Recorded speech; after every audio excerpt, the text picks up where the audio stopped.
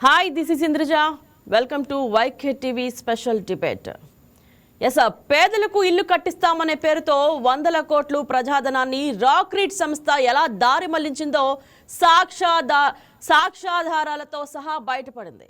YCP నేత రాప్తాడు మాజీ MLA Thopudurthi Prakash Reddy కనుసన్నలో నడిచిన రాక్రీట్ సంస్థ చూపిస్తున్న లెక్కల్లో అన్ని అవకతవకలే కనిపిస్తున్నాయి. ప్రీఫ్యాబ్ టెక్నాలజీ పేరుతో గోడలు నిర్మిస్తామని చెప్పి ప్రభుత్వం నుంచి అడ్వాన్స్ల రూపంలో వందల కోట్లు డ్రా చేసి క్షేత్రస్థాయిలో కనీసం పునాదులు కూడా తీయని పరిస్థితి కనిపిస్తుంది. రాక్రీట్ సంస్థ కేవలం కాగితాల మీద పనులు చూపించింది. ఇన్వాయిస్లు సృష్టించి ఖజానాను కొల్లగొట్టిందని నిర్ధారణ అయింది. పులివెందుల నియోజకవర్గంలోనే దాదాపు 150 కోట్ల పైచిలుక నిధులు పక్కదారి పట్టాయని లెక్కలు చెప్తున్నాయి. అక్రమాలు జరిగినట్లు ఆధారాలు ఉన్నాయి, కేసులు నమోదయ్యాయి. కానీ ప్రజలు కోరుకుంటున్నది కేవలం కేసులు కాదు, రికవరీ. సామాన్యుడి సొమ్మును లూటీ చేసిన రాక్రీట్ వంటి సంస్థల ఆస్తులను జప్తు చేసి ఆ నిధులను మళ్లీ ప్రభుత్వ ఖజానాకు మళ్లించాలన్న డిమాండ్ బలంగా వినిపిస్తోంది. కానీ కూటమి ప్రభుత్వం చర్యలు తీసుకోకుండా ఎందుకు వెనుకడుగు వేస్తుంది? ఇళ్ల పట్టాలు చేతిలో ఉన్న ఇల్లు లేని పేదలకు ప్రభుత్వం ఏం సమాధానం చెప్తుంది? ఈ అవినీతి తిమింగలాలకు చెక్ పెట్టేది ఎప్పుడు? ఇదే అంశం గురించి మన డిబేట్లో పార్టిసిపేట్ చేయడానికి అజయ్ వక్కంటి గారు తెలుగు యువత అధికార ప్రతినిధి, అలాగే బోట్ల రామారావు గారు వైసీపీ అధికార ప్రతినిధి, అలాగే కె రాజేష్ గారు అనంతపురం జిల్లా బీజేపీ అధ్యక్షులు. సార్, ముందుగా అందరికీ నమస్తే సార్, గుడ్ మార్నింగ్. అజయ్ వక్కంటి గారు, మీరు చెప్పండి. పేదలకు ఇల్లు కట్టిస్తామని పేరుతో వందల కోట్ల ప్రజాధనాన్ని లూటీ చేశారు రాక్రీట్ సంస్థ. దీనికి మీరు ఏమంటారు సార్?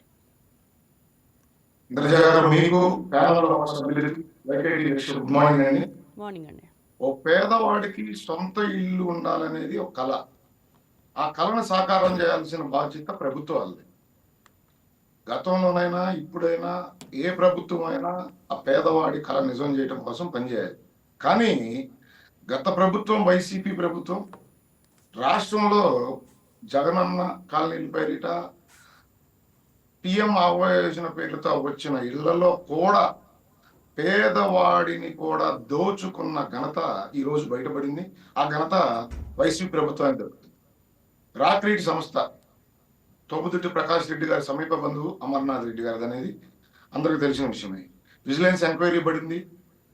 కోట్ల రూపాయలు దోచుకున్నారని సాక్ష్యాధారాలతో బయటపడటం, కేసు నమోదు చేయడం జరిగింది. ఆ సంస్థకి రాష్ట్ర వ్యాప్తంగా 63,000 ఇళ్ల నిర్మాణానికి వాళ్ళకు ప్రాజెక్ట్ అప్పచెప్పడం జరిగింది, ఆప్షన్ 3 కింద గత ప్రభుత్వం. కాలక్రమేణా వాళ్ళు ఆ పనులు పూర్తి చేయలేకపోతా ఉన్నారని 13,000 గృహాలని అప్పటి అధికారులు ఆ సంస్థ నుంచి క్యాన్సిల్ చేయడం జరిగింది. ఆ తర్వాత రాక్రీట్ సంస్థ రాష్ట్రం మొత్తం మీద కలిపి ఒక 2,000 ఇళ్ళు నిర్మాణాలు మాత్రమే పూర్తి చేసింది. ఒక 3,000 గృహాలు ప్లింత్ దశలో, బేస్మెంట్ దశలో ఆపివేయడం జరిగింది. 40,000 గృహాలు బేస్మెంట్ అంతకంటే తక్కువ దశలోనే ఆగిపోయి ఉన్నాయి. అంటే ఈ సంస్థ ఏ రకంగా వైసీపీ ప్రభుత్వ అధికారాన్ని అడ్డుపెట్టుకొని పేదవాడికి చెందాల్సిన ఇల్లు కట్టించుకోవాల్సిన సిమెంట్ అయితే కావచ్చు, ఇసుకనైతే కావచ్చు, ఏ విధంగా దోచుకుంది అనేది ఎంక్వైరీలో బయటపడింది. ప్లింత్ దశలో ఉన్నప్పుడు బేస్మెంట్ దశకు వచ్చామని, బేస్మెంట్ దశకు వచ్చినప్పుడు ఇల్లు పూర్తి చేశామని చెప్పి అధికారుల నుండి సుమారుగా 200 కోట్లకి పైగా వీళ్ళు చేసిన దోపిడీ బయటపడతా ఉంది. రాబోయే రోజుల్లో వీరు ఏదైతే అధికారాన్ని అడ్డు పెట్టుకొని పేద ప్రజల రక్తం వీళ్ళు ఏ విధంగా తాగారు అనేది ఖచ్చితంగా న్యాయస్థానాల ముందు సాక్ష్యాధారాలతో సహా చూపించడం జరుగుతుంది. ఖచ్చితంగా ఇట్లాంటి దుర్మార్గులకి మీరు చెప్పినట్టు శిక్షలు వేయించడంతో పాటు వీళ్ళు ఏదైతే దోచుకున్నారో న్యాయస్థానాల్లో ఆ సొమ్మును కూడా రికవరీ చేసి అది ప్రభుత్వానికి, ప్రజలకు అప్పచెప్పాల్సిన బాధ్యత ఉందని నేను నమ్ముతా ఉన్నాను. ఇంద్రజా గారు, గతంలో జగన్మోహన్ రెడ్డి గారు జగనన్న కాలనీల పేరిట పట్టణానికో పల్లెల ప్రాంతాలకు సుదూరంగా గుంతల్లో, చెరువుల్లో సెంటు భూమి పేరుతో ఏ విధమైన దోపిడీకి, ఫలానా ప్రాంతంలో ఆ నియోజకవర్గంలో భూమి తీసుకోబోతా ఉంది ప్రభుత్వం అని ముందే తెలుసుకొని వైసీపీ నాయకులు అక్కడ ఆ భూమిని 5 లక్షలకో 6 లక్షలకో ఆ రేట్లు కొని దాన్ని 3 పైగా ప్రభుత్వానికి అమ్మి ఆ విధమైన దోపిడీ ఒకటైతే, ఆ భూమిని చదును చేయటం లేదా అక్కడ మెరక అంటే గుంతల్లో ఉన్న ఆ భూమిని అక్కడ గ్రావెల్ పోసి నింపేదానికి ఒక కాంట్రాక్టు. ఇలా అనేక రకాలుగా ప్రజాధనాన్ని దోచుకున్న పరిస్థితి గత 5 సంవత్సరాలు. మేము ఆ రోజున కూడా జగనన్న కాలనీల దగ్గరకు వెళ్ళి మరీ చూపించడం జరిగింది. వీళ్ళు ఏ విధంగా దోపిడీ చేస్తా ఉన్నారు, ఏ ప్రాంతాల్లో సెంటు భూమి పేరుతో ప్రజలకి పట్టాలు ఇచ్చి వాళ్ళని మోసం చేస్తా ఉన్నారు, ఏ విధంగా సిమెంట్ భారతీయ సిమెంట్కి అప్పచెప్పి ఏ విధంగా తద్వారా భారతీయ సిమెంట్స్ కి లబ్ధి చేకూర్చారనేది గతంలో మేము ప్రజలందరికీ తెలియజేయడం జరిగింది. అధికారంలోకి వచ్చిన తర్వాత వీళ్ళు చేసిన దోపిడీ ఒక్కొక్కటిగా బయటపడతా ఉన్నాయి. విజిలెన్స్ ఎంక్వైరీలు జరుగుతూ ఉన్నాయి. సాక్ష్యాధారాలతో సహా కోర్టులో నిలబెట్టేదానికి ప్రభుత్వం సిద్ధంగా ఉంది. ఇంద్రజా గారు, గతంలో 2 సెంట్లు తెలుగుదేశం పార్టీ ప్రభుత్వం ఇస్తే వీళ్ళు దాన్ని సెంటు కుదించారు. అదేవిధంగా కేంద్రం నుండి 1,50,000 వచ్చి ప్రభుత్వం దానికి తోడ్పాటుగా 1,50,000 అందిస్తే 2019 నుండి 24 మధ్య వైసీపీ ప్రభుత్వం కనీసం రాష్ట్ర వాటా రూపాయి కూడా ఇవ్వకుండా ఈ రాక్రీడ్ సంస్థ చివరికి ఏ విధంగా దారుణాలకు తెగబడిందంటే, కేంద్ర ప్రభుత్వం ఇస్తున్న 1,50,000తో పాటు వీళ్ళు లబ్ధిదారుల నుండి 35,000 రూపాయలకు పైగా వసూలు చేశారు ఒక్కొక్క ఇంటి లబ్ధిదారుల దగ్గర నుండి. ఈ విధంగా అధికారాన్ని అడ్డు పెట్టుకొని పైన రాష్ట్రాన్ని జగన్మోహన్ రెడ్డి కొట్టేస్తా ఉంటే కింద స్థాయిలో వీళ్ళు కాంట్రాక్టుల పేరుతో ఏ విధంగా రాష్ట్ర ఖజానాన్ని తినేశారు. సొంత ఇంటి కళ అనే ఆశతో బతుకుతున్న ఒక పేదవాడి జీవితాన్ని వీళ్ళు ఏ విధంగా ఛిద్రం చేశారు. ఇప్పటికీ ఆ ఇళ్లను చూస్తే చాలా బాధ కలుగుతుంది. ఇంద్రశేఖర్, సుదూర ప్రాంతాల్లో పిచ్చి చెట్లలో బేస్మెంట్ స్థాయిలో ప్లింత్ స్థాయిలో మొండి గోడలు కనపడతా ఉన్నాయి. రాష్ట్ర ఖజానా ఏ విధంగా నాశనం అయింది, ఒక పేదవాడి జీవితంతో వీళ్ళు ఏ విధంగా ఆటలాడుకున్నారు, ఇవన్నీ జరిగాయి. ఇంద్రశేఖర్, మీరు అన్నట్టు కూటమి ప్రభుత్వం ఏం తాత్సారం చేయటం లేదు, వీళ్ళని తప్పించేదానికి ఎక్కడా ప్రయత్నాలు చేయటం లేదు. సాక్ష్యాధారాలతో సహా ఇంద్రజా గారు, సాక్ష్యాధారాలు లేకుండా అరెస్ట్ చేస్తే వీళ్ళు వెంటనే బెయిల్ మీద బయటకు వచ్చి మాకేం సంబంధం లేదు, కూటమి ప్రభుత్వం కక్ష సాధింప చర్యలు, రెడ్ బుక్ అని గొగ్గోలు పడతారు. సాక్ష్యాధారాలు, అక్కడ ఎన్ని ఇళ్లు కట్టారు, బేస్మెంట్ లెవెల్లో ఎక్కడ ఆగిపోయినాయి, ప్లింత్ దశలో ఏం ఆగిపోయినాయి, మొండి గోడలుగా ఏ విధంగా ఉన్నాయి, లబ్ధిదారులకు వీళ్ళు ఎంతమందికి అందజేశారు, ఎంత వసూలు చేశారు, నాసి రకమైన సిమెంట్తో ఏ విధంగా ఇళ్లు నిర్మాణం చేశారు, ఇసుక దోపిడీ ఏ విధంగా చేశారు, ఇళ్ల నిర్మాణాన్ని అడ్డు పెట్టుకొని, ఇవన్నీ సాక్ష్యాధారాలు సేకరించడానికి కొంత సమయం పడుతుంది ఇంద్రజా గారు. ఆ సమయం తీసుకుంటుంది తప్ప ప్రభుత్వం ఇట్లాంటి దుర్మార్గుల్ని దోపిడీదారుల్ని వదిలేసే పరిస్థితే లేదు. వీళ్ళు ఏదైతే ప్రజాధనాన్ని ప్రభుత్వ ఖజానాన్ని దోచుకున్నారో ఖచ్చితంగా సాక్ష్యాధారాలతో సహా న్యాయస్థానాల ముందు నిలబడతాం. వీళ్ళు దోచుకున్న డబ్బుని ఖచ్చితంగా కక్కిస్తాం. రైట్. రామారావు గారు, మీరు చెప్పండి, పేదలకు ఇల్లు కట్టిస్తామని చెప్పి 100 కోట్ల రూపాయలు విడుదలై క్షేత్రస్థాయిలో పనులు కనిపించడం లేదన్న ఆరోపణలు వస్తున్నాయి. మరి మీరేమంటారు దీనికి? Good morning madam. Good morning sir. ఇక్కడ మా యొక్క జగన్మోహన్ రెడ్డి గారి ప్రభుత్వంలో పేదలందరికీ ఇల్లు జగనన్న కాలనీల పేరుతోటి భారీగా భారతదేశంలోని ఏ రాష్ట్రంలో కూడా చేయనటువంటి గృహ నిర్మాణ కార్యక్రమం చేసినటువంటి మాట వాస్తవం. అయితే ఇక్కడ ఎక్కడన్నా పొలాలు కొనుగోలు చేసినటువంటి దాంట్లో ఎక్కడన్నా చిన్న చిన్న పొరపాట్లు తప్పులు జరిగితే అవన్నీ కూడా ఆ రోజే మేము సరి చేసుకున్నటువంటి పరిస్థితి. ఎందుకంటే మరలా కూడా ఎంక్వైరీ చేసి అది యొక్క ఇళ్ల స్థలాల అంశంలో నిర్ణయాలు తీసుకున్నటువంటి అంశం మేడం. ఇక్కడ 5 సంవత్సరాల్లో 71,811 ఎకరాల్లో 30 లక్షలకు పైగా ఇళ్లను నిర్మించాలనే లక్ష్యంతో దాదాపుగా పేద ప్రజలందరికీ కూడా నివాసం చేయాలనేటువంటి ప్రతిష్టాత్మకమైనటువంటి ప్రాజెక్టు మీద ఆ రోజే తెలుగుదేశం పార్టీ చాలా ఏడుపుగుట్టు రాజకీయాలు చేసినటువంటి మాట వాస్తవం మేడం. ఈరోజు మహిళలకు వాళ్ళ పేరు మీదనే గృహ నిర్మాణం చేయించి ప్రభుత్వం మొత్తం కూడా పూర్తి బాధ్యత తీసుకొని భుజాన వేసుకొని నిర్వర్తించినటువంటి కార్యక్రమం, అది రన్నింగ్ ప్రాసెస్ లో ఉన్నదాన్ని 2 సంవత్సరాలుగా ఈ ప్రభుత్వం అటకెక్కించి ఈరోజు కేసుల పరంపరకు కూడా తెరదీస్తుంది. మనం చూసాం కేసులు ఎట్లా ఉంటాయంటే, మన చెవిరెడ్డి భాస్కర్ రెడ్డి గారు చంద్రగిరి మాజీ శాసనసభ్యులు, ఆయన సీనియర్ లీడరు, ఆయన మీద ఒక కుటుంబానికి పరామర్శకు వెళ్తే అక్కడ ఫోక్సో కేసు పెట్టించారు. తర్వాత వాళ్ళ తండ్రి ఇదేంటి పాపం ఇదేంటి అని చెప్పేసి మళ్ళీ ఉపసంహరించుకున్నటువంటి అంశం. ఈ ప్రభుత్వం కేసుల పరంపర చూసాం మనం. సోషల్ మీడియా యాక్టివిస్టుల మీద, లేకుంటే వైఎస్ఆర్సీపీ నాయకుల మీద ఎక్కడో సోషల్ మీడియాలో ఎక్కడో కనిపిస్తే ఆ యొక్క మాకు ఇబ్బంది కలిగిందని చెప్పి 4 సంవత్సరాల తర్వాత కేసులు, ఎక్కడో రఘురామకృష్ణరాజు గారికి ఇబ్బంది కలిగితే 3 సంవత్సరాల తర్వాత కేసులు, ఎక్కడో ఇబ్బంది కలిగిందని చెప్పి ఏదైతే సహజ న్యాయ సూత్రాలను కూడా కాదని ఒక్కొక్కరి మీద 10 చోట్ల 20 చోట్ల 30 చోట్ల కేసులు పెట్టించారే, అది ఈ ప్రభుత్వం యొక్క నిబద్ధత లేనటువంటి అంశం. చట్టాలను గౌరవించినటువంటి అంశం. వీళ్ళ కోసము హైకోర్టు కూడా స్పందించింది కదా మేడం ఈ కేసుల మీద. ఏదైతే Agnesh Kumar versus state of Bihar కేసులో ధరిస్తూ అరెస్టుల సమయంలో అప్రమత్తంగా అరెస్టు రిమాండ్ రిపోర్ట్ విషయంలో జాగ్రత్త వహించాలని హైకోర్టు ఏదైతే న్యాయాధికారులందరికీ లేఖలు రాసింది, అది ఈ ప్రభుత్వం యొక్క లోపభూయిష్టమైనటువంటి విధానాన్ని ఏటగాలం చేస్తా ఉంది. మనం చూసాం చాలా కేసులు యొక్క లిక్కర్ కేసులో కానీ రిమాండ్ రిపోర్ట్ లో ఇచ్చినటువంటి ఆ రిపోర్టును ఆధారంగా వల్ల కేసులు కట్టేటటువంటి నీచ నికృష్ట సంస్కృతికి ఈ ప్రభుత్వం పాల్పడింది. సిట్ పేరుతోటి తమ అనుకూల అధికారులను పెట్టుకొని సిట్ అంటే సిట్టు, ఈ యొక్క ప్రభుత్వం స్టాండ్ అంటే స్టాండ్. అసలు అంతేందుకు మేడం, మంగళగిరి తెలుగుదేశం పార్టీ కార్యాలయం నుంచి రైట్ రామారావు గారు రాక్రీట్ సంస్థ గురించి ఇప్పుడు మనం మాట్లాడుకుంటున్నాం.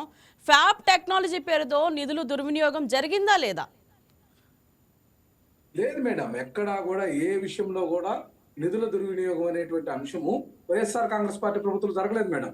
ఏ అంశం మనం స్కిల్ డెవలప్మెంట్ తీసుకున్నా, ఏపీ ఫైబర్ నెట్ తీసుకున్నా, లేకుంటే ఈ యొక్క మద్యం కేసుకు సంబంధించినటువంటి అంశాలు తీసుకున్నా, వెనక్కి వెళ్తే అన్ని కూడా చంద్రబాబు మేడకు లోకేష్ మేడకే చుట్టుకునే తప్ప 2014 చేసినటువంటి అక్రమాలు వాటి ఛాయలే తప్ప వైఎస్ఆర్ కాంగ్రెస్ పార్టీ ట్రాన్స్పరెంట్ మెథడ్లో ప్రతి స్కీమ్ని చేసింది. డీబీటీ ద్వారా ప్రతి సంక్షేమ పథకాన్ని పేదలకు అందించారే తప్ప ఎక్కడా కూడా అవినీతికి ఆస్కారం లేనటువంటి సిస్టమ్ తీసుకొచ్చింది వైఎస్ఆర్ కాంగ్రెస్ పార్టీ ప్రభుత్వం. చాలా క్రిస్టల్ క్లియర్ గా ప్రజలకు ఇది అర్థమైంది. ఈ రోజు ఆ డబ్బులన్నింటినీ కూడా తప్పుదారి పట్టించి డైవర్షన్ చేసి వాళ్ళు చేస్తూ డైవర్షన్ పాలిటిక్స్ లో భాగంగా ఎక్కడో చోట చేస్తున్నారు. అర్థం మేడం, ఐఎస్ఎల్ పేరుతోటి వేలాది కోట్లు దోపిడీ చేసినటువంటి తెలుగుదేశం పార్టీ నాయకులు ఈ రోజు ఈ యొక్క చెత్త రాజకీయం చేస్తున్నారు తప్ప ఎక్కడా కూడా నిబద్ధత లేనటువంటి అంశము. ఆమె చేసేటువంటి ఆరోపణలు ఏ ఒక్క దాంట్లోనైనా నిరూపించగలిగారా? ఎక్కడా పసలేదు. కేవలం ఆరోపణలు, ప్యానిక్ గా ఏదో ఒకటి క్రియేట్ చేసి ఆ రోజు ఏదైనా మంచి పేరు వస్తుందంటే దానికి అడ్డం పడినటువంటి వీళ్ళు ఈ రోజు చేస్తున్నటువంటి డైవర్షన్ పాలిటిక్స్ లో భాగంగానే ఈ అంశాలన్నీ వస్తున్నాయి తప్ప మరొకటి కాదు మేడం. రైట్ రాజేష్ గారు, మీరేమంటారు సార్? ప్యానెల్లో ఉన్న వాళ్ళందరికీ నమస్కారం అండి. ప్రధానమంత్రి గారు నరేంద్ర మోడీ గారు ఈ భారతదేశంలో ఉన్న ప్రతి నిరుపేదకు, సామాన్య ప్రజలకు ఒక గృహము నిర్మించాలనే ఒక గొప్ప సంకల్పంతో ఆయన ప్రధానమంత్రి అయిన తర్వాత ప్రధానమంత్రి ఆవాస్ యోజన కింద ఇల్లు నిర్మాణం చేపట్టడం జరిగింది. మన రాష్ట్రానికి కానీ ఒక్కొక్క నియోజకవర్గానికి 5,000 నుంచి 6,000 ఇండ్లు కేటాయించడం జరిగింది. కానీ గత 5 సంవత్సరాలు వైఎస్ఆర్ పాలనలో ఇల్లు నిర్మాణం జరగకపోగా దాంట్లో ఎన్నో అవకతవకలు, అవినీతికి ఇవన్నీ మనం చూస్తూనే ఉంటాం. వీళ్ళు చేసిన దౌర్జన్యాలు, అక్రమాలు, అవినీతి ఇప్పుడు పేద ప్రజలు అనుభవిస్తున్నారు. ఒక సెంటులో ఎక్కడైనా ఇల్లు నిర్మాణం చేసుకోవడానికి అవుతుందా? ప్రతి పైసా కేంద్ర ప్రభుత్వం నుంచి వచ్చేటి నిధులను పక్కదారి పట్టించాడు. ఈ రాక్రీట్ సంస్థను తీసుకొచ్చి అనంతపురంలో తోపుదొత్తి ప్రకాష్ రెడ్డి వల్ల అనుచరుడు అయిన అమర్నాథ్ రెడ్డి పేరు మీద పెట్టి మొత్తం చలాయించింది తోపుదొత్తి ప్రకాష్ రెడ్డి గారే. పేరుకు మాత్రం అమర్నాథ్ రెడ్డి, కానీ ఈ సంస్థలో మొత్తం వందలాది కోట్లు ఈరోజు అవినీతి జరిగిందంటే అది కేవలం తోపుదొత్తి ప్రకాష్ రెడ్డి వల్లనే నేను చెప్పగలను. ఎందుకంటే ఒక ఎగ్జాంపుల్ చెప్తా. అనంతపూర్ జిల్లాలో అనంతపూర్ రూరల్, అర్బన్, రాప్తాడు, ఆత్మకూరులో దాదాపు 7,648 ఇండ్లు శాంక్షన్ కావడం జరిగింది పిఎం ఆవాస్ యోజన కింద. ఈ రాక్రీట్ సంస్థ ఒప్పందం కుదుర్చుకొని మొండి గోడలకు పరిమితం చేసి పేద ప్రజల్ని వెన్ను విరిచింది ఈ రాక్రీట్ సంస్థ. కేవలం వాళ్ళ సంపాదన కోసమే, వాళ్ళ వ్యక్తిగత సంపాదన కోసమే ఈ సంస్థ ఒకటి క్రియేట్ చేసి దాని ద్వారా లావాదేవీలు జరిపి పేద ప్రజలను నడ్డి విరిచారు. ఎందుకంటే దాదాపు కంటే ఈ 2-3 మండలాల గురించే నేను చెప్తున్నా, 25 కోట్లు అవినీతి జరిగింది, ప్రజాధనం దుర్వినియోగమైంది. ఇవన్నీ ఖచ్చితంగా బయటకు తీయాలి. ఎందుకంటే తప్పు చేసిన వాళ్ళని ఎవరిని వదిలే ప్రసక్తే ఉండదు కూటమి ప్రభుత్వం. మీరు ఎన్నన్నా రెడ్ బుక్ రాజ్యాంగం అనుకోండి, లేకపోతే ఇంకోటి అనుకోండి, దోపిడీ, దౌర్జన్యాలు, అవినీతి, అక్రమాలు చేసిన వాళ్ళని ఖచ్చితంగా శిక్షిస్తాం. ఆల్రెడీ ఏపీ స్టేట్ అసలు వాళ్ళ హయాంలో అవినీతే జరగలేదని చెప్పి రామారావు గారు చెప్తున్నా. మేడం మీరు మేము చెప్పేది వినండి. వాళ్ళు ఎన్నైనా కల్లిబొల్లి మాటలు చెప్తున్నారు, వినేదానికి ప్రజలు సిద్ధంగా లేరు. 5 ఏళ్ళు విధ్వంసకర పాలనలో 11 సీట్లు ఇచ్చినా ఇంకా ఏమాత్రము మేము ఇంకా నీతి నిజాయితీగా బతుకుతున్నాము, మేము నీతివంతులమని చెప్పడానికి వాళ్ళకి ఇంకా మనసు ఎలా ఒప్పుతుందో నేనైతే దానికి సంసిద్ధంగా లేను. AP state housing corporation DEE Sivanarayana గారు అనంతపురం రూరల్ స్టేషన్ లో కంప్లైంట్ ఇచ్చారు. వీళ్ళ మీద కేసులు బుక్ అయ్యాయి. త్వరలో వీళ్ళు ఖచ్చితంగా ఆ శిక్ష అనుభవిస్తారు. శిక్ష అనుభవించేదే కాదు, ఈ ప్రభుత్వం యొక్క లక్ష్యం పేద ప్రజల్ని ఎవరు కాజేసినా, పేద ప్రజల్ని ఎవరు కడపు పొట్టగొట్టినా కూటమి ప్రభుత్వం ఖచ్చితంగా వెలికి తీస్తుంది. ఖచ్చితంగా వీళ్ళు ఏమాత్రం అవినీతి చేశారు, ఎంత చేశారు అనేది ఇప్పుడిప్పుడే లెక్కలు తెలుస్తున్నారు. ఎవరిని ఉపేక్షించే పరిస్థితి ఉండదు. నీతివంతులను ఎవరిని మనం మాట్లాడడం, అన్యాయము అవినీతి చేసిన వాళ్ళు మాత్రం ఖచ్చితంగా వెలికి తీస్తాం. ఖచ్చితంగా వీళ్ళు ఊచలు లెక్క పెట్టాల్సిందే. ఊచలు లెక్క పెడుతూ వీళ్ళు తినేది కక్కించే బాధ్యతగా మేము తీసుకుంటాం. ఎందుకంటే పేదల సొమ్ము, ప్రజల సొమ్ము కేంద్ర ప్రభుత్వము అందిస్తుంది. మీ కాంట్రిబ్యూషన్ దీంట్లో ఏమాత్రం రూపాయలు లేకపోవా. ఇంకా ఇప్పుడు ఎన్ని ఇళ్ళు, ఇప్పుడు రామారావు గారు చెప్తారు ఏ నియోజకవర్గంలో ఎన్ని ఇళ్ళు కట్టారో లెక్కలతో చెప్పండి, నేను చెప్తాను. ఓపెన్ డిబేట్కి రండి. మీరు ఇంకా 5 ఏళ్ళు కాలం కళ్ళెబిల్లి మాటలు చెప్పి కప్పిపుచ్చుకొని ఇంకా ఇప్పుడు మా మీద నిందేయాలని చూస్తే సహించేది లేదు. మీరు ఏమాత్రం ఇప్పుడు టిట్కో ఇల్లు ఏమాత్రం మేము కట్టిన 2014 తర్వాత అధికారం వచ్చినాక టిట్కో ఇల్లు కట్టే మీరు 19 తర్వాత దాన్ని ఏ స్థాయికి తెచ్చారో మేము చూసాం. పేద ప్రజలకు అందించుకోకుండా ఈ రోజు మేము టిట్కో ఇల్లు పేద ప్రజలకు అర్హులకు అందిస్తున్నాం. అది మా చిత్తశుద్ధి. అది మా చిత్తశుద్ధిని శంకించాల్సిన అవసరం లేదు. మీరు చేసిన పాపాలను మీరు కడుక్కోండి. ఇప్పటికైనా తప్పు చేశామని ఒప్పుకోండి. ఇంకా మీరు 11 సీట్లకు దిగజారినా ఇంకా మేము నిజాయితీవంతులము, నీతివంతులమని తల్లిబల్లి మాటలు చెప్తే ప్రజలు నమ్మడానికి సిద్ధంగా లేరు. సోదరులరా, ఇది తప్పు. ఖచ్చితంగా దీంట్లో మేము వెనకడుగు వేసే ప్రసక్తే ఉండదు. తప్పు చేసిన వాళ్ళని ఖచ్చితంగా శిక్షించి తీరుతామని మరొకసారి ఘంటాపదంగా చెప్తున్నాను మేడం. ఎందుకంటే పేదల సొమ్ము, పేద ప్రజల సొమ్మును ఎవరు తినడానికి, వీళ్ళెవరు ఇది అవినీతి చేసి వాళ్ళ జోబుల్లోకి వేసుకోవడానికి ఎవరిచ్చారండి హక్కు? ఎంత దుర్మార్గండి. ఏ ప్రాంతం పైన, ఏ గ్రామాన పైన ఊరి చివరన 2-3 కిలోమీటర్ల కొండగుట్టల్లో స్థలాలు తీసుకోవడం, అక్కడ చదును చేయడం, ఆ చదును చేసిన భూముల్లో కొట్టేయడము, ఆ చదును చేసిన ఒక అమౌంట్ అంట, భూమి కొనడానికి ఒక అమౌంట్ అంట, లేకపోతే ఈ కాంట్రాక్టర్లకు ఒక అమౌంట్ అంట. ఎన్ని విధాలుగా ఇన్ని అవినీతి చేస్తున్నా ఇంకా వీళ్ళకి కనబడలేదు. ఎక్కడన్నా ఊరికి దగ్గరలో ఉంటుంది కాలనీ, ఏ గ్రామానికన్నా పోదాంపా 2-3 కిలోమీటర్ల దూరంలో. అవి ఈ పొద్దుటికి మా సొంత గ్రామమే చూస్తున్నాం. కుడేరు మండలంలో 3 కిలోమీటర్ల దూరం అవతల కట్టారు. ఒక్క ఇల్లు నిర్మాణం పూర్తి కాలేదు. అవన్నీ ఈ రోజు నిరుపయోగకరంగా ఉన్నాయి. ప్రజాధనం దుర్వినియోగమైందని మాకు బాధ. కేంద్ర ప్రభుత్వం ఇన్ని వేల కోట్లు, ఇన్ని లక్షల ఇల్లు మీకు రాష్ట్ర ప్రభుత్వానికి అందిస్తుంటే మీరు చేస్తున్నది మీ కాంట్రిబ్యూషన్ చెల్లించక కేంద్ర ప్రభుత్వం నుంచి వచ్చిన నిధులను దుర్వినియోగం చేసిన మీరు ఇంకా మా గురించి మాట్లాడే నైతిక హక్కు మీకు లేదని మరొకసారి చెప్తున్నాను మేడం. ఎందుకంటే వీళ్ళు మాట్లాడుతుంటే ఏ మాత్రం వీళ్లకు కనీసం వాళ్ళ మనస్సాక్షిగా ఒప్పుకుంటుందో లేదో అని మీరు ఒకసారి గుర్తించుకోండి సోదరులారా. ఎందుకంటే వాస్తవాలు మాట్లాడండి, వాస్తవాలు వెలుగులోకి తెద్దాం, వాస్తవాల్ని ఈ వెలుగులోకి తెచ్చి ప్రజలకు నిజాలు చెప్తాం. దీంట్లో రాజకీయ భేషజాలకు పోతే పేద ప్రజలు అన్యాయం అయిపోతారు. పేద ప్రజలు అన్యాయం అయిపోతే ఈ రోజు ఇల్లు లేని నిరుపేద మరి ఎదురు చూస్తున్నాడు మా ఇల్లు ఎప్పుడు నిర్మాణం అవుతుందని. అంత దుర్మార్గమైన స్థితిలో ఈ రోజు వానికి చూస్తే అతనికి ఇల్లు అమౌంట్ వాళ్ళకు పడింటుంది, కానీ ఇల్లు నిర్మాణం కాలేదు. ఆ ఇంటి మీద 1,80,000 శాంక్షన్ అయింటుంది, ఇల్లు నిర్మాణం కాలేదు. ఎవరికి చెప్పుకుంటాడు అతను? ఎవరు ఎలా నిర్మాణం అవుతుంది? తినేసింది మీరు, అవినీతి చేసింది మీరు మాట్లాడుకోకుండా ఈ పొద్దు మేము నిజాయితీ పరులమని మాట్లాడుతున్నారు. ఇది ఎంతవరకు సమంజసమని మీ అందరికీ మరొకసారి ప్రశ్నిస్తున్న రామారావు గారు, నిజాలు మాట్లాడండి, నిక్కచ్చిగా నిజాలు మాట్లాడండి. మీ ఏ నియోజకవర్గంలో ఎన్ని ఇళ్ళు నిర్మాణమైనాయో, ఎన్ని కంప్లీట్ గా లేదో, ఎంత కేంద్ర ప్రభుత్వం నుంచి ఈ 5 సంవత్సరాల కథ 2019 నుంచి 24 ఎన్ని వేల కోట్లు వచ్చాయో మేము లెక్కలతో సహా మీకు చెప్తాం. ఖచ్చితంగా ఈ అవినీతిని వెలికి తీస్తామని ఈ మీడియా ముఖంగా ఈ ప్యానెల్లో ఉన్న అందరికీ తెలియజేసుకుంటున్నాను. రైట్, రామారావు గారు చెప్పండి. సార్ చెప్పారు, రాజేష్ గారు మీ మీద ఆరోపణలు చేశారు. మీరైతే అసలు మాకు అవినీతి జరగలేదు, మా పార్టీ ఉన్నప్పుడు అవినీతి జరగలేదు, అధికారంలో ఉన్నప్పుడు అని మీరు అంటున్నారు. సార్ ఏమో మొత్తం మా దగ్గర మొత్తం లిస్ట్ ఉంది అని చెప్పి ఆయన అంటున్నారు. మీరేమంటారు?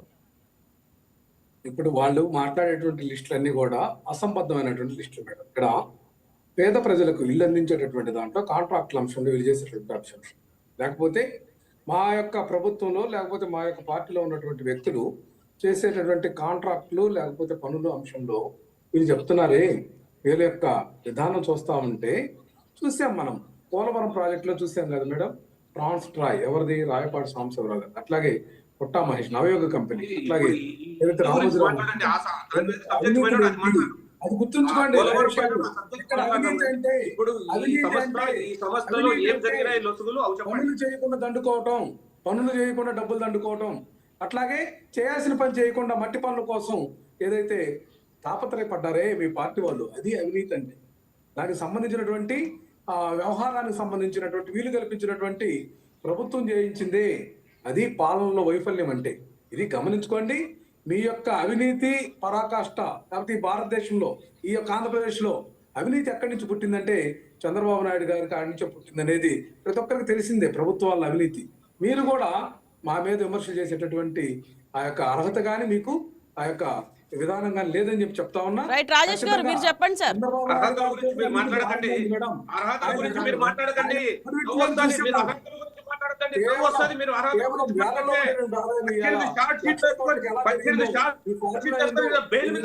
నాయకుడు ఈయన మాట్లాడేది మా అర్హత గురించి. నోరు దగ్గర పెట్టుకొని మాట్లాడండి. మా అర్హత గురించి రామారావు గారు రాజేష్ గారు అంటుంది.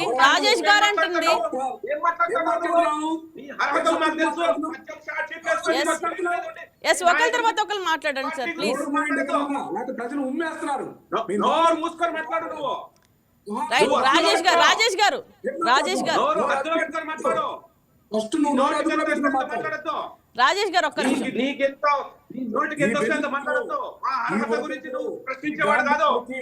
ఎవరు స్పందించరు. మీ ఉడతూపులు ఆపండి. మీ ఉడతూపులు మేము భయపడే ప్రసక్తే లేదు.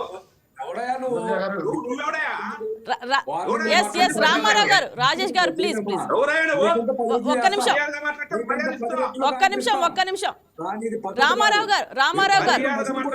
గారు ఎస్ ఒక్క నిమిషం నా మాట వినండి. ఈ కడుపులు మానుకోకపోతే వాళ్ళకి తగిన బుద్ధి ఇంకా ప్రజలు చేసిన కూడా సిగ్గు లేదంటే రామారావు గారు మీకు బుద్ధి చెప్పారు ప్రజలు. మీకు సిగ్గురాలా? మీకు ప్రజలు బుద్ధి చెప్పినా ఇంకా మీకు జ్ఞానోదయం కాలేదండి. రైట్ టాపిక్ మాట్లాడదాం సార్. రామారావు గారు అండ్ రాజేష్ గారు టాపిక్ సార్ చెప్పండి సార్, మాట్లాడండి సార్. అజయ్ గారు రామారావు గారు పోలవరం గురించి స్కాముల గురించి మాట్లాడుతూ ఉన్నారు. 2014 నుండి 19 మధ్య పోలవరం ప్రాజెక్టు 72% పూర్తి చేస్తే 2 మంత్రులు మారారు నీటిపారుదల శాఖలో. ఒక ఆయన బుల్లెట్ దింపుతానన్నాడు, అసలు ఆయనకు పోలవరం ప్రాజెక్టే అర్థం కాలేదు. వీళ్ళు ప్రాజెక్టులో దోపిడీ గురించి మాట్లాడుతూ ఉన్నారు నిస్సిగ్గుగా. 5 సంవత్సరాల పరిపాలనా సమయంలో వీళ్ళు పూర్తి చేసింది పోలవరం ప్రాజెక్టు 2%. అది రివర్స్ టెండర్లని వీళ్ళ బొందని వీళ్ళ మట్టని వీళ్ళ మశానం అని ఆ ప్రాజెక్ట్ ని సర్వనాశనం చేసి డయాఫ్రమ్ వాళ్ళు నాశనం కారణమైన వైసీపీ ప్రభుత్వం ఆ పార్టీ నాయకులు ఈ రోజు ప్రాజెక్టుల్లో దోపిడీ గురించి మాట్లాడుతూ ఉంటే ప్రజలు వెంటాకి చాలా ఏమంటారంటే వీళ్ళకి ఇప్పటికి కూడా రాజేష్ గారు చెప్పినట్టు ప్రజలు వీళ్ళు చేసిన దోపిడీని వీళ్ళు చేసిన వికృత చేష్టల్ని చీకొట్టి మొన్న కూర్చోబెట్టిన వాళ్ళకి జ్ఞానం కాలేదు. ఇకపోతే లెక్కర్ స్కామ్ అంటా ఉన్నారు రామారావు గారు. లెక్కర్ స్కామ్ లో ఈడీ 440 కోట్ల రూపాయల మీ ధనాన్ని అటాచ్ చేయడం జరిగింది. అంటే స్కామ్ జరగకుండా అన్ని కోట్ల రూపాయల డబ్బులు అటాచ్మెంట్ దేనికి జరిగింది ఇంద్రజా గారు? ఇక సోషల్ మీడియా ఆంధ్రప్రదేశ్ లో ఉన్న వైసీపీ పార్టీ 19 నుండి 24 మధ్య వీళ్ళు చేసిన వికృత చేష్టలు సోషల్ మీడియా అడ్డు పెట్టుకొని యావత్ ప్రపంచం నవ్వింది. వీళ్ళ మీద మొఖాను ఉమ్మేసింది. వీళ్ళ ఓటమికి వీళ్ళు సోషల్ మీడియాలో చేసిన వికృత చేష్టలు కూడా ఒక కారణం ఇంద్రజా గారు. ఇక సోషల్ మీడియాలో వీళ్ళ వికృత చేష్టలు ఏ స్థాయికి దిగజారినాయి అంటే విజయమ్మ గారి మీద షర్మిల గారి మీద కూడా నోటికి వచ్చిన మాటలు మాట్లాడటం, వికృత పోస్టులు పెట్టడం, వాళ్ళ గౌరవానికి భంగం కలిగే రకంగా వీళ్ళు చేష్టలు ఉన్నాయని షర్మిల గారే మీడియా ముఖంగా గొగ్గోలు పెట్టారు. జగన్మోహన్ రెడ్డి గారి తోడబుట్టిన చెల్లి. ఇక వీళ్ళు సోషల్ మీడియాలో చేసే వికృత చేష్టల్ని ఖచ్చితంగా ప్రభుత్వం ఉక్కుపాతంతో అణిచివేస్తుంది. ఇంద్రజా గారు ప్రశ్నించండి. సోషల్ మీడియా వేదికగానో యూట్యూబ్ ఛానల్ వేదికగానో ప్రభుత్వాన్ని ప్రశ్నించండి, సూచనలు చేయండి. వాటిని తీసుకోవడానికి ప్రభుత్వం సిద్ధంగా ఉంది. కానీ పరిధి దాటి ప్రవర్తించి వికృత చేష్టలతో కుటుంబ సభ్యుల జీవితాల్లోకి దూరి వాళ్ళ జీవితాలు హననం చేసే విధంగా, వాళ్ళ గౌరవం భంగం కలిగే విధంగా పోస్టులు మార్చి, తలకాయలు మార్చి, రకరకాల బాడీలు పెట్టి బాడీ షేమింగ్లు చేసి మీ ఇష్టం వచ్చినట్లు చేస్తే ప్రభుత్వాలు చూస్తూ ఊరుకోవు రామారావు గారు. ఇక ఆయన మీరు మాట్లాడింది రాత్రి సంస్థ ఇళ్లలో దోపిడీ గురించి. ఆయన దప్పన్ని మాట్లాడతాడు, ఎందుకంటే ఆయనకు అక్కడ దోపిడీ జరుగుతుందని తెలుసు కాబట్టి ఏ విధంగా డిఫెండ్ చేసుకోవాలో తెలియక దేశంలో ఉన్న అన్ని సంబంధం లేని అంశాలన్నీ ఎత్తుకొస్తాడు రామారావు గారు. నేను చెప్తా ఉన్న నెంబర్స్తో సహా 2014 నుండి 19 మధ్య కేంద్ర ప్రభుత్వ సాయంతో 12 లక్షలకు పైగా ఇళ్లు పూర్తి చేసి పేద బడుగు బలహీన వర్గాల ప్రజలకు అందజేయడం జరిగింది ఆ రోజు తెలుగుదేశం ప్రభుత్వం. వీళ్ళు అధికారంలోకి వచ్చారు 2019 నుండి 24 మధ్య 6 లక్షల ఇళ్లు పూర్తి చేశామని చెప్పి ప్రజలను నమ్మించి అసంపూర్తిగా ఉన్న ఇళ్లకి వీళ్ళు పేదలకు అందిస్తున్నామనే పేరుతో ఒక నాటకీయమైన ప్రోగ్రాం చేసి రాష్ట్ర ప్రజలను నమ్మించేదానికి వీళ్ళ నాటకాలు. ఇప్పుడు అధికారంలోకి వచ్చాం, కూటమి అధికారంలోకి వచ్చింది, 2 సంవత్సరాల పరిపాలన, సుమారుగా 5 లక్షల ఇళ్ల నిర్మాణం పూర్తి చేసి కేంద్ర సాయంతో, కేంద్రం ఇచ్చే 1,50,000, రాష్ట్ర ప్రభుత్వం అందిస్తున్న 1,50,000తో కలిపి ఇళ్లు నిర్మాణం పూర్తి చేసి పేద బడుగు బలహీన వర్గాల ప్రజలకి ట్రాన్స్పరెంట్ గా అందజేయడం జరిగింది. గతంలో తెలుగుదేశం ప్రభుత్వం అధికారంలోకి వచ్చే పరిస్థితుల్లోకి 2014-19కి 4.4 లక్షల ఇళ్లు రాజశేఖర రెడ్డి గారి హయాంలో అసంపూర్తిగా ఉన్న ఇళ్లని 2,800 కోట్ల రూపాయల శాంక్షన్స్ తో ఆ ఇళ్లు పూర్తి చేసి మేము ఆ రోజు పేద బడుగు బలహీన వర్గాల ప్రజలకు అందివ్వడం జరిగింది. అంటే అభివృద్ధి అనేది నిరంతరాయంగా జరగాలి, అది ఎవరు చేసినా దాన్ని కంటిన్యూ చేయాలి. కానీ వీళ్ళు ఎన్టీఆర్ గృహాల పేరుతో 2014-19 మధ్య ఉన్న 900 కోట్లకు పైగా ఉన్న బిల్లుల్ని పెండింగ్ లో పెట్టి ఆ ఇళ్లను పూర్తి చేయకుండా, అదే విధంగా కేంద్ర సాయంతో నిర్మించిన టిడ్కో ఇళ్లు లక్షల సంఖ్యలో పూర్తి చేసి, లక్షల సంఖ్యలో 80% 90% పూర్తయిన ఇళ్లని పూర్తి చేసి పేద బడుగు బలహీన వర్గాల ప్రజలకు అందివ్వకుండా వీళ్ళు రంగుల పిచ్చితో ఆ టిడ్కో ఇళ్లకు కూడా వీళ్ళ పార్టీ రంగులు వేసుకొని ప్రజాధనాన్ని వృధా చేసి వాటిని ఎక్కడా ప్రజలకు అందివ్వలేదు ఇంద్రజా గారు. మేము అధికారంలోకి వచ్చాం, ఆ ఇళ్లలో చిన్న చితకా పనులుంటే పూర్తి చేసి పేద బడుగు బలహీన వర్గాల ప్రజలకు అందజేస్తా ఉన్నాం. గతంలో 2014-19 మధ్య 2 సెంట్లు పేదవాడికి భూమి అందిస్తే వీళ్ళు అధికారంలోకి వచ్చిన తర్వాత దాన్ని సెంటుకి కుదించారు. ఇప్పుడు కూటమి అధికారంలోకి వచ్చింది, పల్లెటూరులో 3 సెంట్లు, పట్టణ ప్రాంతాల్లో 2 సెంట్లు పేద బడుగు బలహీన వర్గాల ప్రజలకు అందిస్తున్నాం. భూమి ఇవ్వడంతో పాటు కేంద్రం సాయం చేస్తున్న 1,50,000తో పాటు రాష్ట్రం కూడా 1,50,000 కలిపి ఒక పేదవాడి సొంత ఇంటి కళని మేము పూర్తి చేస్తా ఉన్నాం. వీళ్ళు అధికారంలో ఉన్నారు, ఏ విధంగా దోపిడీ చేశారు, ఏ విధంగా రాష్ట్ర ప్రజలకు అన్యాయం చేశారు, ఏ విధంగా వీళ్ళు ఇళ్ల నిర్మాణాలు పూర్తి చేయకుండా నాసిరక నిర్మాణాలతో ఏ విధంగా వీళ్ళు ప్రజాధనాన్ని దోచుకున్నారు, మేము లెక్కలతో సహా చెప్తా ఉన్నాం. ఇంద్రజా గారు ఇప్పుడు నేను చెప్పినవన్నీ లెక్కలతో సహా చెప్తా ఉన్నా.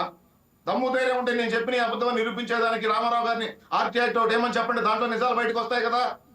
రామారావు గారు బురద చల్లే ప్రయత్నం చేసి నోటికి వచ్చిన అబద్ధాలన్నీ చెప్పి రామారావు గారు మీరు చెప్పండి. అజయ్ గారు లెక్కలతో సహా చెప్తున్నారు. రామారావు గారు మీరేమంటారు? హోదా ఇవ్వకుండా మిమ్మల్ని మూలం కూర్చోబెట్టారు రామారావు గారు. ఇప్పటికైనా చేసిన తప్పులు తెలుసుకోండి. మీరు మీ దగ్గర సాక్ష్యాధారాలు ఉంటే బయట మాట్లాడండి. మీరు అసలు మా ప్రభుత్వ హయాంలో దోపిడీనే జరగలేదు అంటా ఉన్నారు. రామారావు ఒక్క నిమిషం, భూములు కొనే విషయంలో చిన్న తప్పు జరిగింది, మేము సరి చేసామని ఎంత నిర్లజ్జగా నిస్సిగ్గుగా రామారావు గారు పెద్దలు సీనియర్ పొలిటీషియన్ మాట్లాడుతూ ఉన్నారంటే నేను నిరూపిస్తా. మా నియోజకవర్గంలో భూమి ఎంత కొన్నారు, ఆ భూమిని ప్రభుత్వానికి ఎంత కమ్మారు. రామారావు గారు మీరు మా నియోజకవర్గానికి వస్తే అసలు ఆ భూమి ఎక్కడ కొన్నారు అంటే అక్కడ పనికిరాని ఆవాస యోగాలకి పనికిరాని దూర ప్రాంతాల్లో తొండలు కూడా గుడ్డులు పెట్టని భూమిని 5 లక్షలకో 6 లక్షలకో మీ పార్టీ నాయకులు కొనుగోలు చేసి మీ అధికార పార్టీ ఎమ్మెల్యేల అండదండలతో వాటిని 3 రెట్లకో 4 రెట్లకో ప్రభుత్వానికి అమ్మి ప్రజాధనాన్ని దోచుకున్నారు. మేము నిరూపిస్తాం. దాంతోపాటు అక్కడ ఆ ప్రాంతాన్ని చదును చేసేదానికి ఏ విధంగా గ్రావెల్ని మీరు తవ్వి దాన్ని అమ్ముకుంటూ ఇక్కడ ఈ ప్రాంతాన్ని సరి చేయకుండా, అదే విధంగా ఇళ్ల నిర్మాణం ఏ దశలో ఉంది ఇప్పటికి కూడా, ఇప్పుడు ఎవరు పూర్తి చేస్తా ఉన్నారు. రండి ప్రజల మధ్యకు వెళ్దాం, ప్రజల మధ్యనే మాట్లాడుకుందాం. మీరు తీసుకొచ్చిన జగనన్న కాలనీ ప్రాంతాలకు ఇప్పుడు కూడా మేము తీసుకెళ్లేదానికి ధైర్యంగా ఉన్నాం. ఎందుకంటే మేము ఈ రాష్ట్ర ప్రజల సంక్షేమం కోసం అభివృద్ధి కోసం మాత్రమే కూటమి పనిచేస్తుంది. మీరు చేసిన అనేక దోపిడీల్ని ఒక్కొక్కటిగా వెలుగు తీస్తాం. ఇంద్రజా గారు అన్నట్టు ఖచ్చితంగా మిమ్మల్ని సాక్ష్యాధారాలతో సహా న్యాయస్థానాల ముందుంచి మీకు శిక్ష పడే విధంగా చేసి, అదే విధంగా మీరు చేసిన దోపిడీ సొమ్మిని కక్కించేదానికి కూటమి పనిచేస్తుందని చెప్పి మీ ద్వారా ఇంద్రజా గారి ద్వారా వైకే ఛానల్ ద్వారా నేను రాష్ట్ర ప్రజలకు తెలియజేస్తా ఉన్నాను. రైట్ రామారావు గారు ఇప్పుడు చెప్పండి, ఇందాక మాట్లాడుతున్నారు. ఇప్పుడు వాళ్ళేమో లెక్కలతో సహా చెప్పిస్తాము, సాక్ష్యాధారాలు ఉన్నాయి అని చెప్పి అంటున్నారు వాళ్ళు. మీరేం సమాధానం చెప్తారు సార్? ఇక్కడ అవినీతికి care of address Telugu Desam party అనే దానికి చాలా ఉదాహరణలు ఉన్నాయి. ఐఎస్ఎల్ స్కీమ్ అని చెప్పేసి ఏదైతే మరుగుదొడ్డు లేని గృహం ఉండకూడదు అని ప్రకటించేసి అన్ని మరుగుదొడ్ల యొక్క బిల్లుల్ని ప్రతి గ్రామంలో కూడా గ్రామాన్ని బట్టి 20 లక్షల నుంచి ₹1 కోటి దాకా స్కామ్ చేసినటువంటి పరిస్థితి ఆంధ్రప్రదేశ్లో ఉంది. ఇక్కడ గృహ నిర్మాణం విషయంలో వీళ్ళు కోడిగుడ్డు మీద ఏకలు బీకినట్లుగా ఉందిగా తప్ప ఎక్కడ దాదాపుగా మా యొక్క హయాంలో 17,500 కాలనీలు మేడం కొత్తగా. చంద్రబాబు నాయుడు హయాంలో మనస్ఫూర్తిగా ఎక్కడ పేదలకు ఒక సెంట్ ఇచ్చినటువంటి పాపాను పోలా.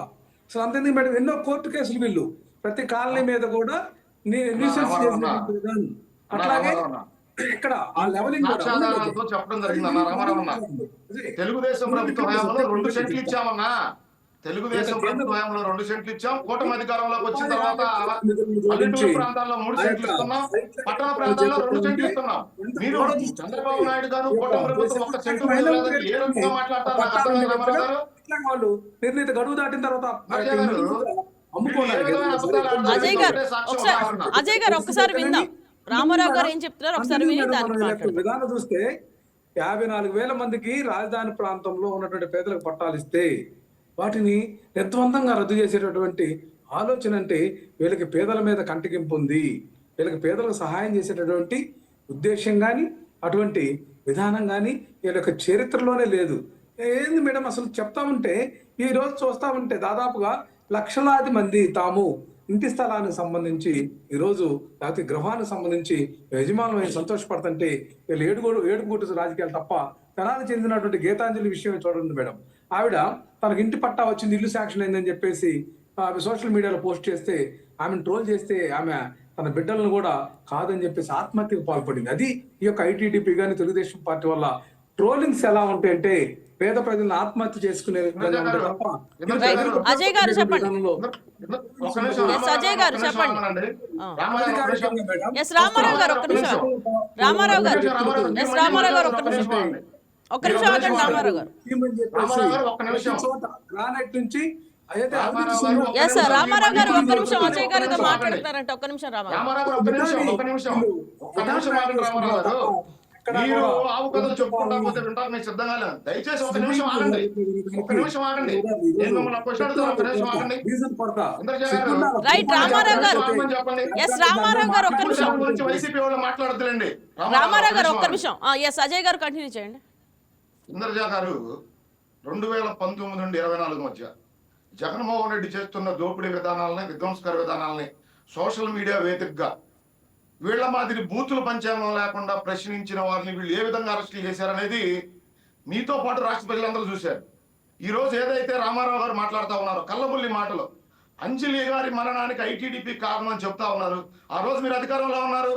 సోషల్ మీడియాలో ఒక పోస్ట్ పెడితేనే రేత్రి 11ంటికి గోడలు దూకి డోర్లు పగలగొట్టి భయభ్రాంతులకు గురి చేసి అరెస్టులు చేసిన మీరు అంజలి గారి మరణానికి నిజంగా ఐటీడీపీనో ఫలానా వ్యక్తో కారణం అని కనుక మీరు నమ్మినట్లయితే ఆ రోజు మీరు ఆ వ్యక్తులను ఆ పోస్టులు పెట్టిన వారి మీద ఎందుకు చర్యలు తీసుకోలేకపోయారు? అంటే అంజలి గారి మరణానికి ట్రోల్స్ కానీ ఇంకోటి కానీ సంబంధం లేదు. ఎవరి మీద కక్షలు తీసుకోలేదు. తెలుగుదేశం పార్టీ అంజలి గారి మరణానికి ఐటీడీపీ కారణం అయితే ఆ రోజు మీరు గుడ్డి గుడ్డలు బంద్ అవుతా ఉన్నారా? ఆ రోజు మీరు ఎందుకు చర్యలు తీసుకోలేకపోయారు? అధికారంలో ఉంది మీరే కదా. మీ ముఖ్యమంత్రి జగన్మోహన్ రెడ్డి ఈ రోజు మీరు మాయ మాటలు చెప్పి ప్రజలు నమ్మించేదానికి ప్రయత్నం చేస్తా ఉన్నారు. అదే నిజమైతే ఆ రోజు మీరు దేనికి చర్యలు తీసుకోలేదు. ఎందుకు అది నిజమని నిరూపించలేకపోయారు? అధికారంలో మీరే ఉన్నారు కదా, అధికారంలో మేము లేవు కదా. అంజలి గారి మరణానికి మేము కారణం అన్నప్పుడు ఆ రోజు అధికారంలో ఉండి ముఖ్యమంత్రిగా ఉన్న జగన్మోహన్ రెడ్డి తాడేపల్లి నివాసంలో నిద్రపోతా ఉన్నారా? ఎందుకు నిరూపించి ఆ పోస్టులు పెట్టిన వాళ్ళని అరెస్ట్ చేయలేదు మీరు? ఊరికే బురద తల్లి మీద రాష్ట్ర ప్రజలు మిమ్మల్ని చీకొట్టింది కూడా ఈ విషయాల మీదే. మీరు చేసే విష ప్రచారాలు అక్కడ నిజం 1% కూడా ఉండదు. మీరు ఆ రాష్ట్ర ప్రజలను చనిపోయిన వారి మీద కూడా శవరాజకీయాలు చేయగల గనుడు జగన్మోహన్ రెడ్డి అని రాష్ట్ర ప్రజలందరూ తెలుసు. ఇంద్రజ గారు అది తెలిసి కూడా ఇంకా రామారావు గారు ఎప్పుడో జరిగిపోయిన అంశం అంజలి గారి మరణం, దాన్ని మళ్ళీ ఇప్పుడు తీసుకొచ్చి ఒక సోషల్ మీడియాకో, ఒక పార్టీకో, ఒక వ్యక్తికో దాన్ని అంటగట్టే ప్రయత్నం చేస్తా ఉన్నారంటే అది ఎటువంటి సిగ్గుమాల చర్య ఒకసారి ఆలోచించుకోవాలి. ఉన్నారు ఒకవేళ అది నిజమైతే మీరు ఎందుకు చర్యలు తీసుకోలేదు? మీరు ఎందుకు మీరు కేసులు నమోదు చేయలేదు? Yes, మీరు ఎందుకు అంజలి గారి మరణం అదేనయ్యా, మా పాలనా విధానం సోషల్ మీకు మీడియాలో Yes, అజయ్ గారు ఆయనతో మాట్లాడుతున్నారు. అంటే మీరు చెప్పే ప్రతి అజయ్ అంశం గారు. అబద్ధం కాబట్టి మీరు నిరూపించలేదు. ఎస్ అజయ్ గారు, ఎస్ రామారావు గారు మీరు చెప్పండి. ఒకటి మేడం, మా పాలనా విధానానికి నిర్వచనం వేరు, వీళ్ళ యొక్క పాలనా విధానానికి నిర్వచనం వేరు. మేము కుల మత వర్గ పార్టీ రహితంగా సంక్షేమ పథకాలు కానీ అభివృద్ధి పథకాలు చేపట్టినటువంటి ప్రభుత్వం కానీ నాయకుడు కానీ మా పార్టీ వైఎస్ఆర్సీపీ, మా నాయకుడు జగన్మోహన్ రెడ్డి గారు. అయితే వీళ్ళు వడపోత పోస్తూ ఉంటారు. ఈరోజు చూస్తా ఉంటే ఏదైతే పారిశ్రామిక విధానంలో రావాల్సినటువంటి రాయితీ కూడా వైఎస్ఆర్ కాంగ్రెస్ పార్టీ వాళ్ళందరూ కూడా సున్నం పెట్టి కేవలం తెలుగుదేశం పార్టీ లేకపోతే బీజేపీ జనసేన పార్టీ పారిశ్రామికవేత్తలు ఉంటే వాళ్ళకి రాయితీలు ఇస్తున్నటువంటి దుస్థితి. అడగండి మీరు పరిశ్రమల శాఖలో అజయ్ గారు. ఇక్కడ మేము ఎప్పుడు అట్లాంటి పనులు చేయలేదు. ఈయన ఏమంటాడంటే అట్లా చేయమని మమ్మల్ని అడుగుతున్నాడు. మా విధానం అది కాదు, మేము అధికారంలోకి వచ్చినా కూడా కక్షపూరితమైనటువంటి విధానాలు చేయము.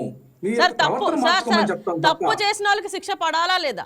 మీరు అధికారంలో ఉన్నప్పుడు శిక్ష పడాలి కదా. ఖచ్చితంగా మేడం, చట్టం తన పని తాను చేసుకుంటా ఎప్పుడు సార్ చట్టం అసలు వాళ్ళని అరెస్ట్ చేశారా, పోనీ వాళ్ళని పట్టుకున్నారా?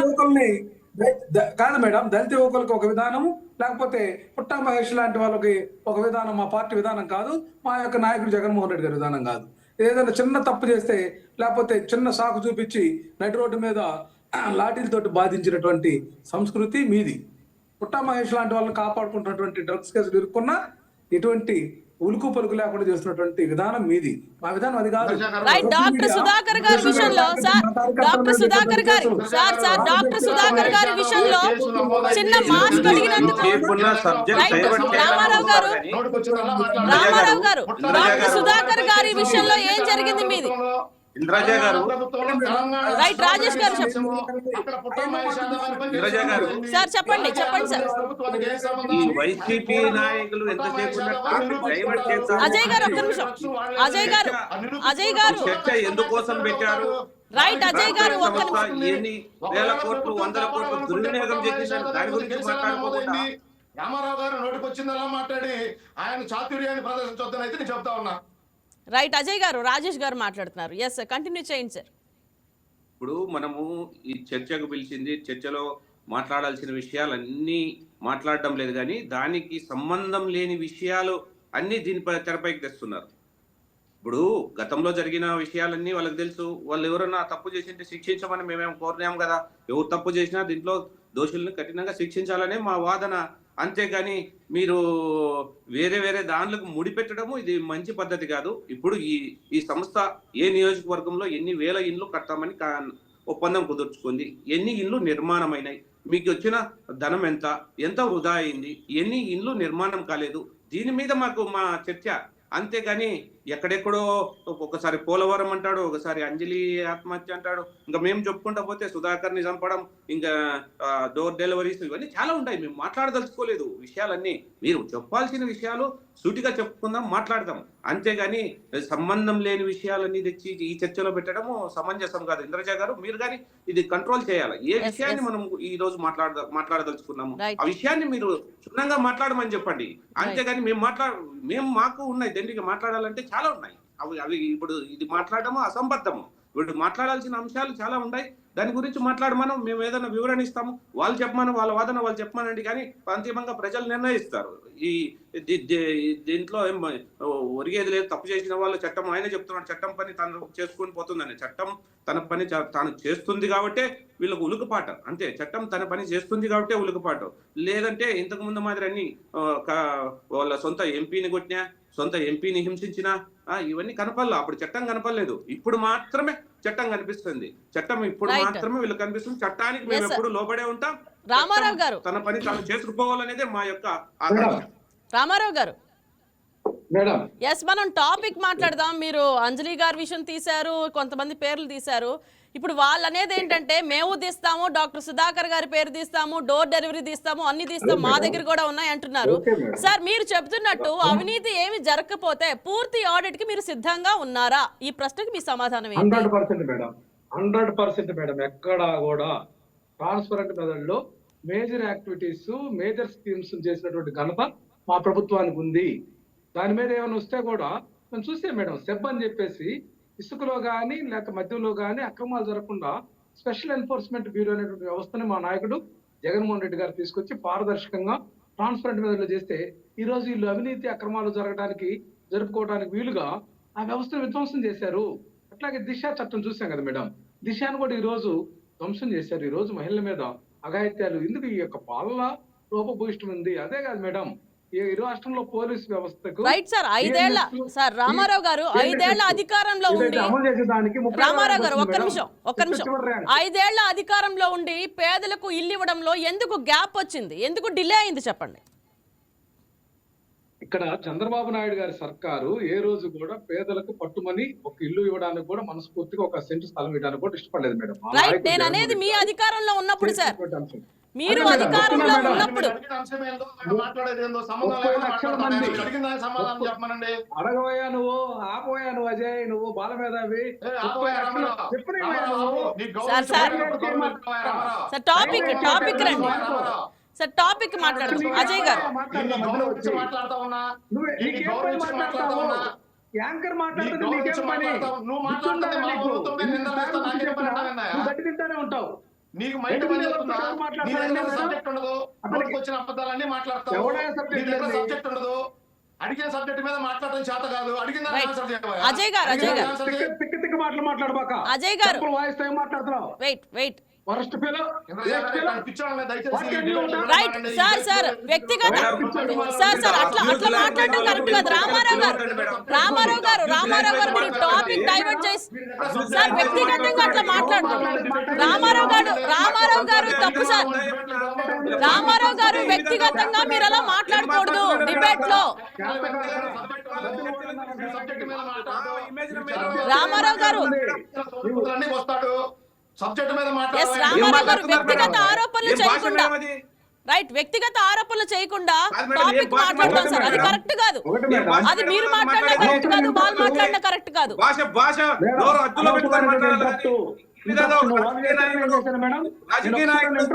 మాట్లాడుతుంటే వాళ్ళు కూసే కారు కోతలన్నిటిని సార్ వ్యక్తిగత ఆరోపణలు చేయకుండా మాట్లాడదాం సార్, డిబేట్ కంటిన్యూ చేద్దాం ప్లీజ్. మేడం వాళ్ళు ఎందుకు ఇంటరప్ట్ అవుతున్నారు? మీరు అడుగుతున్న దానికి నేను ఆన్సర్ చేస్తుంటే వాళ్ళ ఆన్సర్ మీరు కూడా ఛానల్ పెట్టుకొని కంటిన్యూ చేయండి. రామారావు గారు వ్యక్తిగత ఆరోపణలు లేకుండా టాపిక్ మాట్లాడదాం సార్. మేడం మీరు అడిగిన దానికి ఆన్సర్ చెప్తున్నాను. నేను ఏమంటున్నానంటే 30 లక్షల మందికి ఇళ్ల స్థలాలు ఇళ్లు సమకూర్చేదానికి ప్రణాళిక రచించి దాదాపుగా 60% పైగా దాన్ని పూర్తి చేసి వస్తున్నటువంటి దాన్ని ఈ 2 సంవత్సరాల్లో వీళ్ళు ఒక్క ఇల్లు అయినా సరే ఇవ్వకుండా ఎందుకు మభ్య పెట్టారు అనేది ఆత్మవిమర్శ చేసుకోమని అడుగుతా ఉన్నాం.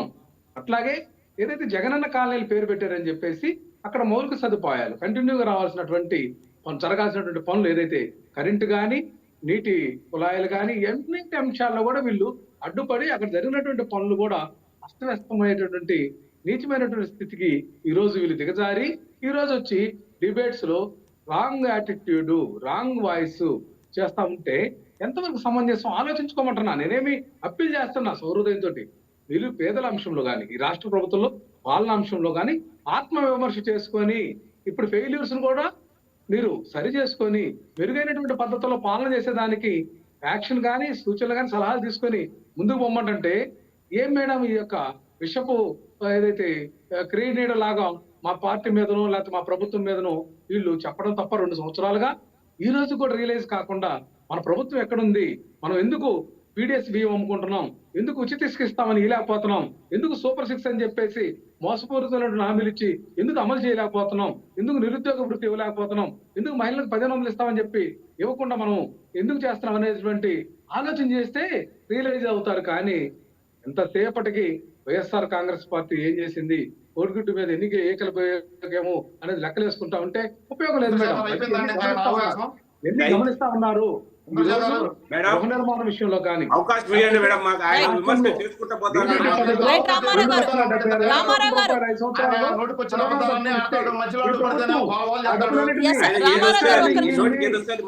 నాయకులు మింగారో తెలుసుకోండి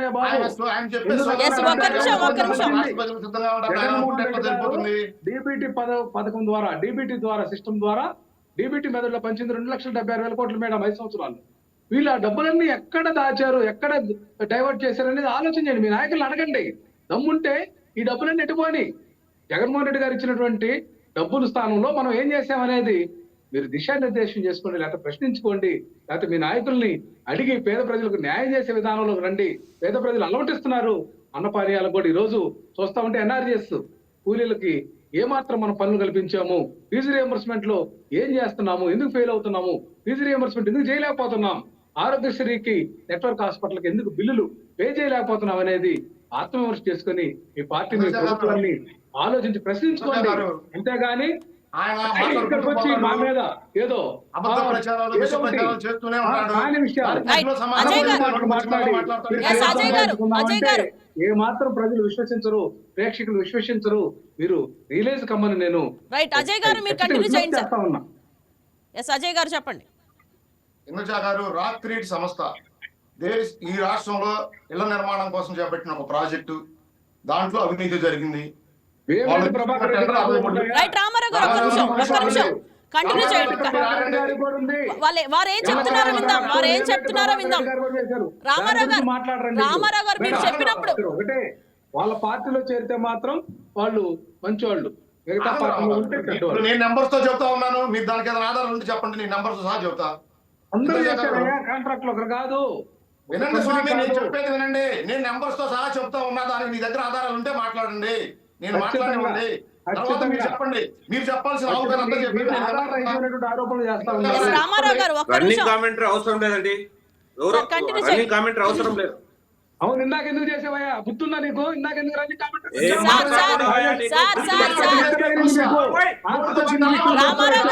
రామారావు గారు ప్లీజ్ మీరు రామారావు గారు అట్లా మీరా వస్తుంది మేమా సార్ వ్యక్తిగత ఆరోపణలు లేకుండా మాట్లాడదాం సార్. నువ్వు వచ్చావు, గుర్తున్న ఎవరు మాట్లాడరు. రైట్ సార్, వాళ్ళు మాట్లాడేటప్పుడు కామ్ గా ఉండండి సార్. అందుకే మీరు ఇలాగ తయారైనారు మీ పార్టీ. మీరు రైట్ రామారావు గారు, వారు చెప్పింది విందాం. మీరు చెప్పింది విన్నారు కదా, వారు చెప్పింది విందాం అసలు, అప్పుడు మీరు కౌంటర్ మాట్లాడుదురు. ఎస్ సార్, కంటిన్యూ చేయండి సార్ విజయ్ గారు. ఇంద్రజ గారు, 63,000 ఇళ్లకి ప్రాజెక్టుకి వీళ్ళు టెండర్ తీసుకోవడం జరిగింది. వీళ్ళు సకాలంలో పూర్తి చేయలేదని 13,000 ఇళ్లు క్యాన్సిల్ చేయడం జరిగింది.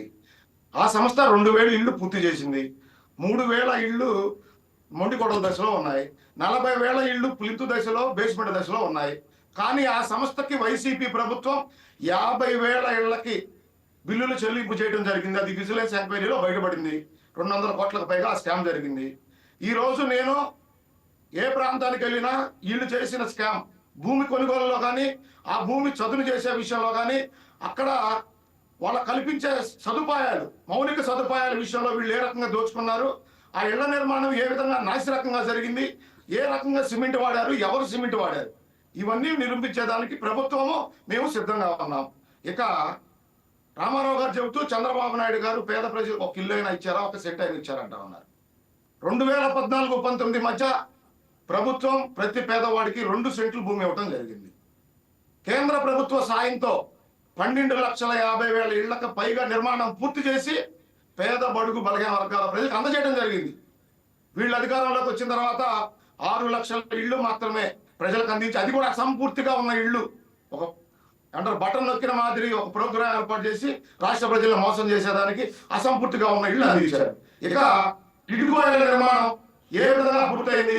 1,00,000 ఇళ్లు పూర్తయినాయి, మిగతా 1,26,000 ఇళ్లు తుది దశలో ఉన్నాయి నిర్మాణం. వాటిని పూర్తి చేయకుండా వాటిని పెండింగ్ లో పెట్టి ఆ ప్రాంతాలను అడిగులుగా తయారు చేసి ఏ విధంగా 5 సంవత్సరాలు పేదవాడి జీవితంతో ఆటలాడి ఇంద్రజాల చివరిగా టిల్లుకో తాకట్టు పెట్టి డబ్బులు తీసుకొచ్చి నాశనం చేసిన గనుడు జగన్మోహన్ రెడ్డి గత 5 సంవత్సరాల ప్రభుత్వ కాలంలో.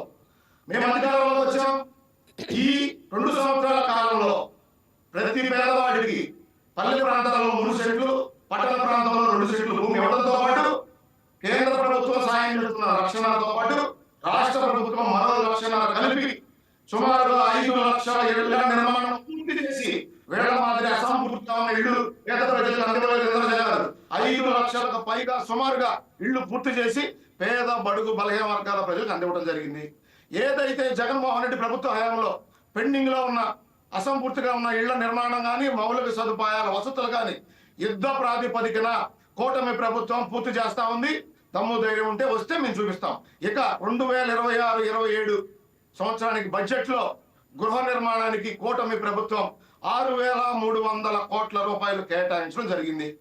ఇప్పటికైనా అర్థం కావాలి రామారావు గారికి కానీ వైసీపీ నాయకులకు కానీ, పేద బడుగు బలహీన వర్గాల ప్రజలకి సొంత ఇల్లు కళ సాకారం చేసేదానికి ప్రభుత్వం నిబద్ధతో ఉందా లేదా? బడ్జెట్ లో 6,000 కోట్లకు పైగా పెట్టామంటే ఖచ్చితంగా అది పేదవాడి సొంత ఇంటి కళ నిజం చేసేదానికేగా ఇంద్రజ గారు. ఇక ఆయన చెబుతా ఉన్నారు ఆరోగ్యశ్రీ సరిగ్గా అందించడం లేదు, ఫీజు రియంబర్స్మెంట్ సరిగ్గా అందించడం లేదు. ఆరోగ్యశ్రీ బిల్లులు ఎన్ని వేల కోట్లు మీరు పెండింగ్ పెట్టి వెళ్ళిపోయారు.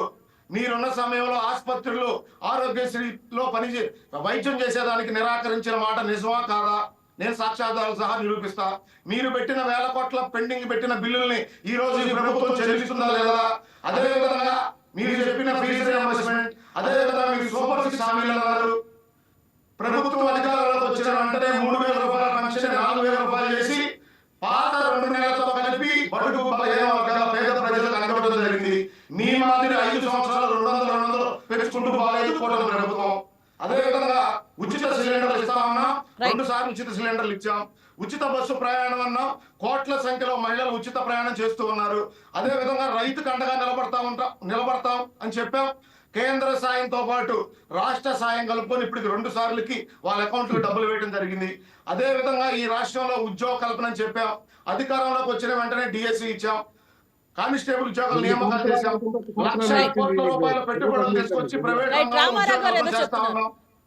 అజయ్ గారు, రామారావు గారు శంకుస్థాపన జరిగింది. 1,00,000 కోట్ల పెట్టుబడులు, లక్షల సంఖ్యలో ఉద్యోగ కల్పన. అజయ్ గారు, రామారావు గారు ఏదో మాట్లాడారు. మాటిచ్చి ఎలక్షన్లకు వెళ్ళాము, అవన్నీ నిలబెట్టుకుంటూ రాజేష్ గారు చెప్పండి సార్.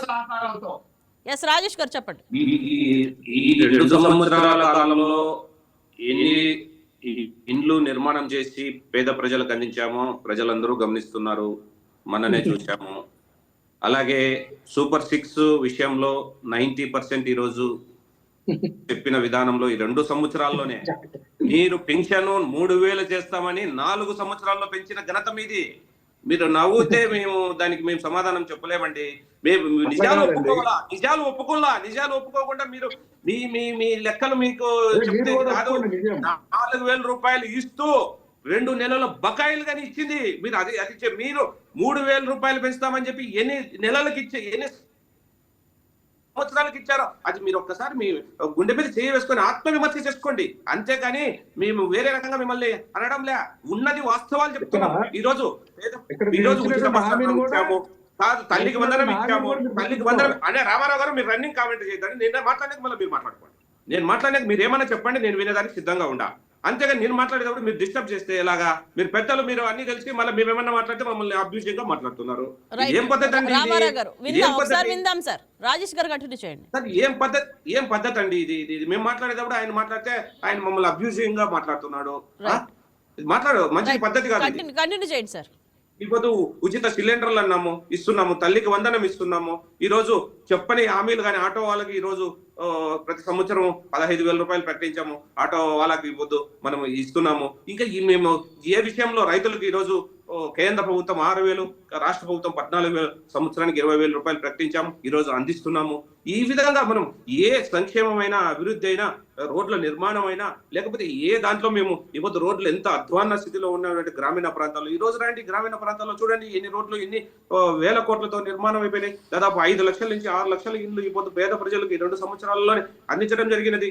ఇంకా దీనికి ప్రధానమంత్రి ఆవాస్ యోజన కింద రాష్ట్ర ప్రభుత్వం వాటాగాని ఇస్తూ ఈ రోజు ముందుకు పోతాంది. విబిజి రామ్జీ అని కొత్త చట్టాన్ని తెచ్చి ఎన్ఆర్జీఎస్ కింద ఈ రోజు మంచి ప్రజలకు అందరికీ అందించాలనేదే విబిజి రామ్జీ చట్టాన్ని ఈ రోజు రాష్ట్ర ప్రభుత్వాన్ని, కేంద్ర ప్రభుత్వం 60%, రాష్ట్ర ప్రభుత్వాలు 40% భాగస్వామ్యంతో ఈ రోజు 10 దినాలు 125 రోజులు పెంచి ఈ రోజు ఎంతో ఇతోధికంగా కేంద్ర ప్రభుత్వం రాష్ట్రానికి సాయం చేస్తుంది. ఇక్కడ దార్శనికుడైన చంద్రబాబు నాయుడు గారు ఏ అంశాన్నైనా తీసుకొని ఈ రోజు విశాఖపట్నంలో గూగుల్ డేటా సెంటర్ ఎంత పెద్ద సంస్థను తీసుకొచ్చి ఇప్పుడు యువతకు ఉపాధి కల్పిస్తూ ముందుకు పోతాంది.